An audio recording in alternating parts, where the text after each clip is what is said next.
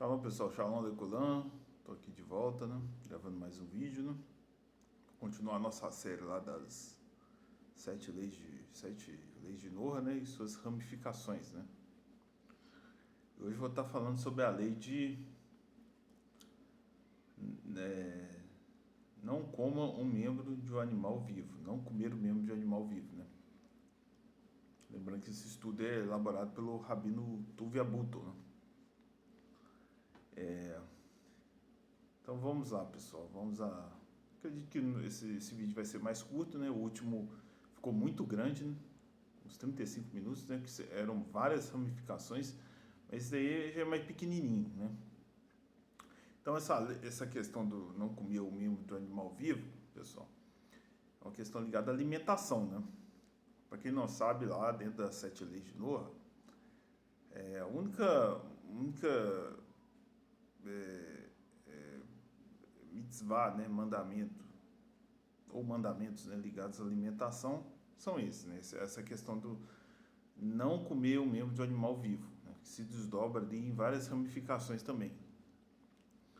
O noético, ele não tem essa proibição de não ingerir alimentos ali que para o judeu é considerado impuro, por exemplo, carne de porco, crustáceos, esse tipo de coisa. Ele pode comer em geral, qualquer alimento ali, desde que não prejudique a saúde dele, que isso aí é proibido, né? Mas qualquer alimento ali, seja carne de porco, seja qualquer tipo de animal ali, o noético ali é permitido estar comendo. Claro que se ele quiser, ele pode estar observando também igual o judeu, né? Ele ganha mérito também fazendo isso, né? Mas não é obrigatório. O que eu quero dizer é que não é obrigatório esse tipo de conduta, né? De observância. Uma coisa ali voluntária, que te traz benefício para a sua vida, mas que não é obrigatório. Fique bem claro isso, né? Então vamos lá, vamos entrar nas ramificações, né? É proibido comer a carne de um animal vivo. O que quer dizer isso? É você pegar um animal, por exemplo, um animal lá, colocar aí um cabrito, né? Você vai lá, pega o animal lá e arranca a perna dele, quando ele está vivo ainda. Então, isso é uma coisa assim bizarra, entendeu? É uma coisa assim muito cruel, né? Isso é totalmente proibido, é uma coisa extremamente imoral, né? Tanto o judeu como o não judeu, isso aí é estritamente proibido, isso daí. Não é permitido fazer isso, você fazer esse tipo de crueldade com o animal. Aí o que você tem que fazer? Você tem que abater o animal antes de estar ingerindo ali, ele está consumindo ali a carne dele, né? De preferência sem sofrimento. Se o animal está sofrendo, né? Porque a gente vai entrar nisso aí também, né? A respeito disso aí, não causar sofrimento dos animais. Mas de preferência sim. Então tem que abater o animal de uma maneira ali que o animal não vai sofrer, né? É totalmente proibido isso, o consumo de carne ali, mesmo se não foi você, né? Mesmo se não foi você que abateu aquele animal daquela maneira ali. Isso é, arrancando a carne dele quando ele ainda estava vivo. Mesmo se não foi você, foi outra pessoa ali que fez isso daí, isso também é proibido. Não é permitido esse tipo de coisa, entendeu? É totalmente proibido. Tanto se for você como se não foi. Você é proibido. Continuando, né? Alguns dizem, né? Aí já vem alguns, né? Algumas opiniões, quando entram alguns, né? Como vocês mesmos se lembram, né? Eu já até comentei a respeito disso aqui. Já tem assim, uma divergência ali entre os sábios, né? Em relação à interpretação dessa mitzvah aí, esse mandamento. O sangue de um animal vivo, né? O que está querendo dizer aqui, pessoal? Consumo de sangue, isso aí está escrito na Torá. Curiosamente, aqui nas ramificações aqui elaboradas ali pelo Rabino Tuvia Buto, ele não comenta a respeito dessa questão da ingestão de sangue, né? Mas é proibido, isso aí está na Torá. Está em Gênesis lá, Deus falou a Noé para não comer o membro de do animal quando ele está vivo, né? E isso aí está em Bereshit, né? 9:6, né? Então Deus falou isso para Noé, né? Para ele não estar consumindo o sangue, bebendo sangue. Mas há divergências, né? De visão, né? Inclusive eu acho que isso aí, Maimonides defende isso. Ele defende ali que o não-judeu, Maimonides foi um grande sábio da Torá, pessoal. Um grande sábio do povo judeu, né? Um dos maiores filósofos, assim, se não o maior filósofo assim, da história do judaísmo, né? Ele fala, ele comenta, fala outras coisas também, né? Mas é um grande homem. Futuramente, talvez a gente vai estar comentando mais a respeito dele aqui, né? Nos nossos vídeos aí. Mas ele comenta ali que é permitido ali um não-judeu, inclusive eu não tenho certeza se isso está no Talmud, se tem uma discussão nesse sentido aí no Talmud, mas seria no Tratado de Sanhedrin, né, que teria essa discussão, mas o Maimonides comenta que é permitido ali o não-judeu ali consumir o sangue do animal ali quando ele está vivo ainda. Permitido ele beber do sangue daquele animal quando o animal está vivo. Tem até algumas tribos aí, eu acho que da África, que fazem isso, né? Eles consomem o sangue do animal quando está vivo, né? Tipo uma espécie de vampirismo, né? É um negócio meio estranho, né? Tem que admitir, né? Mas há alguns, né? Como é dito aqui, que nem isso, né? Nem isso aí é permitido. Mesmo o animal ali, ele estando vivo, não é permitido você ingerir o sangue dele. Também se torna uma coisa proibida. Aí tem meio que essa divergência de visão, né? Continuando. Alguns dizem alguns dizem de novo, qualquer coisa de um animal que morreu por si próprio e não foi morto pelo homem, né? Esse aí está falando que o animal faleceu ali por razões, por exemplo, naturais, né? Ou que a gente pode colocar também aqui, né? Não sei se entra a questão do animal que foi devorado por um outro animal, né? Aqui está falando mais a questão de causas naturais, né? Se eu não me engano, parece ter uma passagem na Torá que comenta a respeito disso. Um outro animal que foi devorado por um outro, né?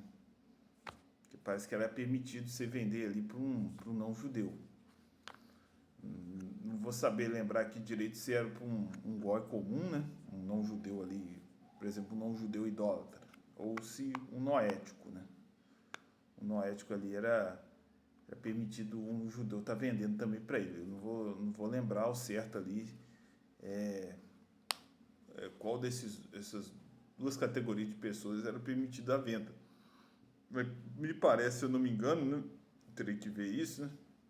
Que existe isso natural, o animal que foi devorado por um outro animal. Que era permitido ali o consumo dele por parte dos não-judeus. Mas no caso aqui ele não está entrando nisso, né? Ele está falando de um animal que morreu por si próprio, né? Morreu por causas naturais, né? Alguma doença aí. Alguns dizem que é proibido. Tem uma certa divergência aí. Outros falam que não, que é permitido, né? O consumo desse tipo de alimento, né? Desse animal. E a próxima é: não cause dor ou sofrimento desnecessário aos animais, né? Inclusive, no judaísmo, né, tem na questão do abatimento do animal, que o judeu vai abater o animal para ser consumido, e tem um cuidado ali também de não gerar sofrimento no animal, né? O abatimento do animal dentro do judaísmo é conhecido como sheritah, né? Então, a pessoa ali que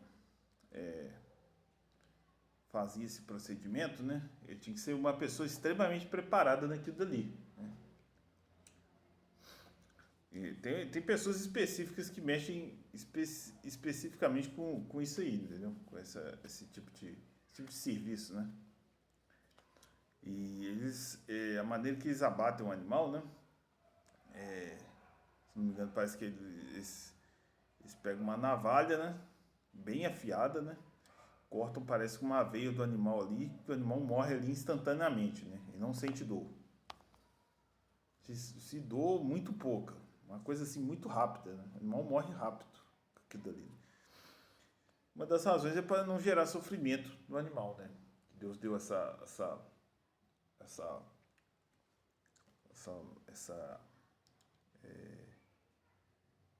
esse conhecimento, né, da maneira como abate o animal, que essas coisas vêm de Deus, entendeu, pessoal? Essas coisas estão contidas ali na tradição oral, né? Isso aí vem de Deus. Deus ensinou isso aí pro povo de Israel como é feito, né? Na época lá do povo de Israel tá no exílio, no exílio não, no deserto, né? No deserto, no êxodo, né? No deserto lá no. Então Deus ensinou ele como se deve ser abatido um animal, como se deve ser feito essa axerritar, né, no animal, né.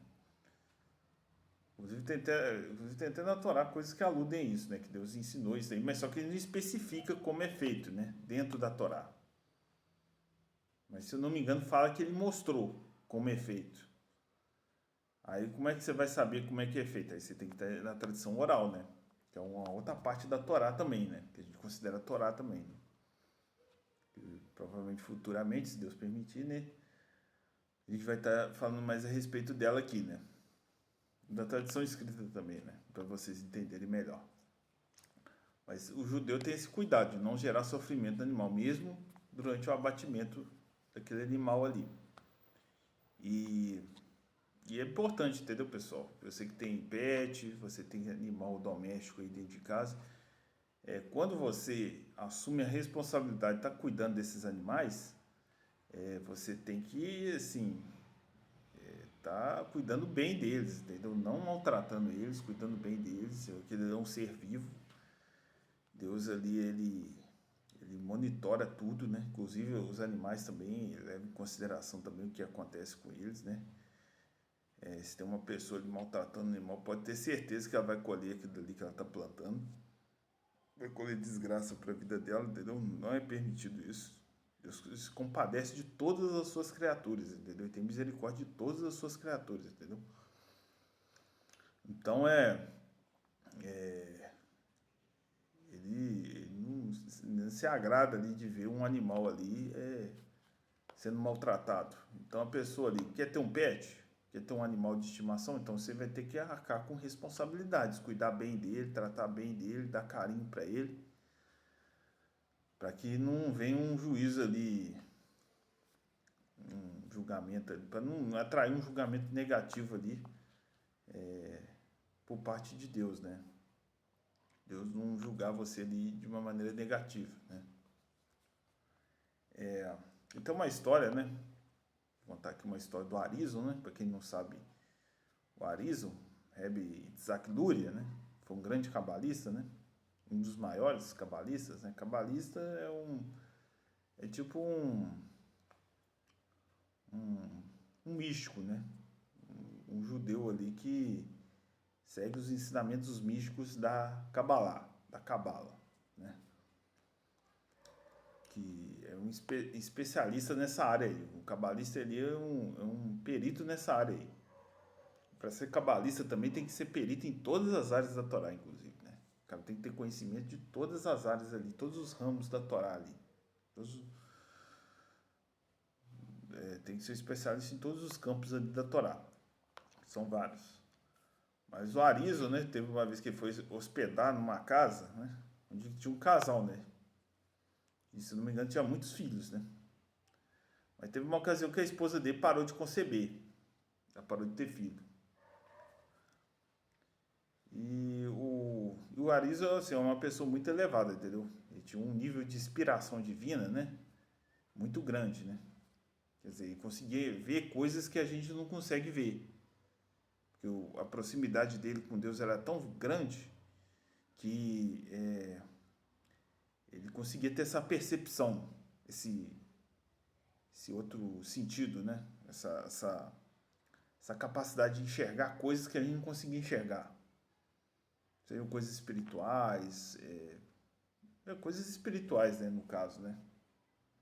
conseguir entender certas coisas, entendeu? Por que está acontecendo uma determinada coisa através de inspiração divina. Inspiração divina é tipo uma espécie de, como se fosse uma mini profecia, né? Que a pessoa tem, entendeu? Uma revelação que a pessoa tem ali de alguma coisa que está acontecendo, ou de alguma coisa que a pessoa tem que fazer, entendeu? Então, ele foi questionado, entendeu? Pelo dono da casa, por que está acontecendo aquilo dali. Por que a esposa dele não gerava mais filhos? Como a gente comentou anteriormente aqui, é uma mitzvah o judeu ter filhos, né? Então era muito importante para aquele homem ali essa questão ali de estar procriando, né? A questão da procriação. Ele pergunta lá o que está acontecendo, por que a esposa dele não tinha mais, conseguia ter mais, por que ele não conseguia engravidar mais a esposa dele. Ele explicou, né? Que ele tinha uma escada, parece na casa dele. Naquela escada ali, os pintinhos, né? Tinham pintinhos ali na casa dele que subiam aquela escada ali.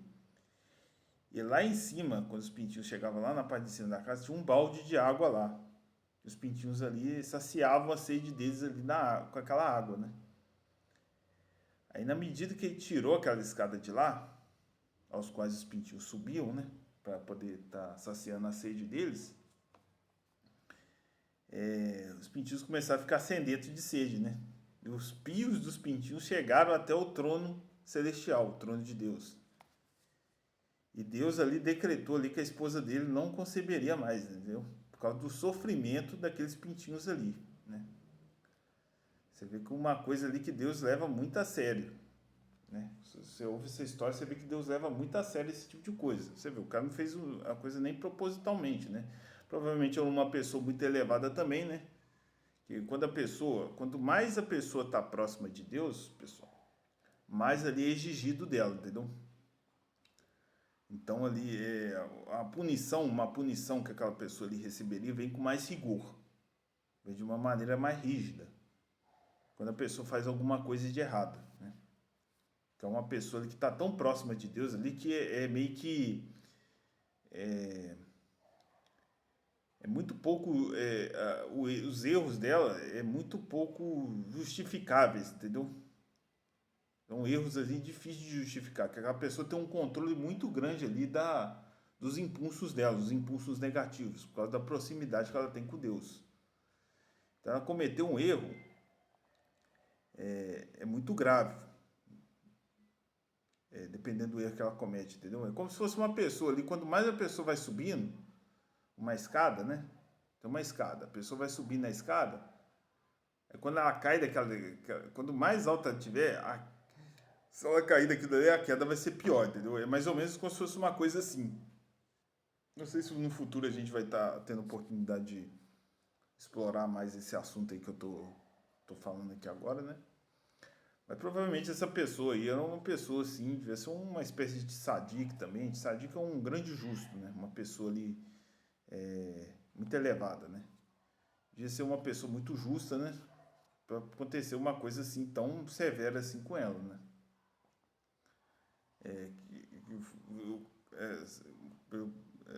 Vocês podem ver pelo relato que eu contei aqui agora que foi uma coisa assim que nem proposital, foi sem querer. O cara tirou aquilo dali, pelo menos dá a entender desse jeito, né? Quando você ouve a história, né?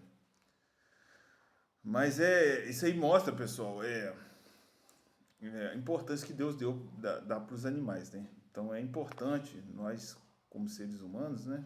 Nós que temos a capacidade de raciocinar, o nosso intelecto, né?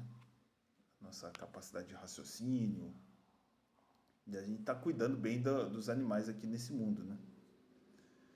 Está protegendo eles, né? E porque Deus ele leva em consideração também, né? Como eu disse anteriormente, né? O sofrimento que a gente causa não só para o ser humano, né? Mas para os animais também, seja qual animal que for, né? Ele leva isso aí em consideração também, né? Então a gente tem que tomar muito cuidado com isso, não gerar sofrimento ali desnecessário aos animais, né? Claro que se tiver um animal ali dentro da sua casa que representa um risco ali para sua vida, você tem que eliminar ele, né? Mas sem precisar gerar sofrimento, né? Você não precisa pegar o animal e ficar torturando o animal. Simplesmente mata ali o animal ali tá te causando certo risco à sua vida, né? E pronto, né? Não precisa gerar sofrimento naquele animal ali também. Mas é isso aí, pessoal. O estudo, a gente concluiu o estudo aqui agora, né? Estudo da sexta categoria, e semana que vem, se Deus quiser, a gente vai estar entrando nas questão do estabelecimento de cortes de justiça no país, na sociedade onde é que você tá vivendo. Vai entrar nesses detalhes aí, né? Das ramificações, né? A respeito dessa mitzvah aí, relacionada a essa mitzvah aí. É isso então, pessoal. Se você gostou, dá um like aqui no vídeo, né? Inscreva-se aqui no canal, né? É importante você estar se inscrevendo aqui no canal. Tá dando like, né?